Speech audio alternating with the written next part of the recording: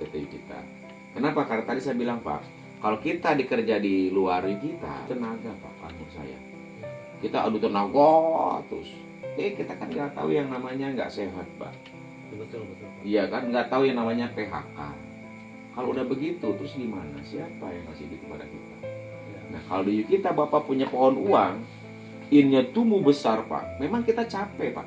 Kita bina, tapi binanya nggak harus bina kayak anak sekolah. Kita cuma istilahnya ya sapa. Kemudian kita kasih video, kasih Zoom meeting, ya. Kita arahin ke kantor, dia belajar prospek, ya.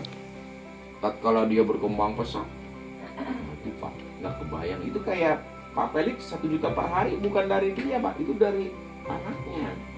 Tim kiri dan tim kanan Pak.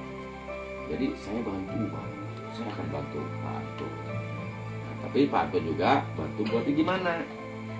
Upayakan. Misalnya seperti itu ya. Man dulu, ya kan? Beli kan? Nggak ada minta kan? Beli tanaman dulu, kemudian kita kan perlu disiram nggak? Disiram, bener nggak? Dipupuk, disiangi, dikasih obat anti hama. Kemudian si pohonnya berkembang, kemudian dipanen dapat ya hasil. Nah, kalau pohon kadang-kadang ada berhenti, tetapi kalau kita pohonnya yuk kita, ya, Pak Anto misalkan jadi seorang pengusaha di kita, nanam pohon di kita cuma 2 jalur Pak, jalur kiri, jalur kanan. Pak Anto bina yang di kiri, bina yang di kanan. Anaknya 2, bagus lagi banyak anaknya. Tatkala anak yang di kiri jalan, anak yang di kanan jalan, kita nggak tahu katanya mana. Mereka akan punya anak lagi, kita 8 keturunan. Dari jalur kiri, jalur kanan, mereka akan ngasih duit Pak kepada kita. Betul nggak Pak? Anak kandung sendiri belum tentu Pak. Anak kandung sendiri kita sekolahin, jadi sarjana, dia kerja, belum tentu ke orang tuanya ngasih duit Pak. Tetapi kalau anak di kita, saya punya anak hampir 20 di kita Pak. Jadi semakin banyak anak semakin bagus. Saya cuma ngajarin lewat WA, lewat bikin video, ya kan, Zoom meeting, ya itulah ngajarnya seperti itu. Tatkala mereka ini hebat, udah Pak.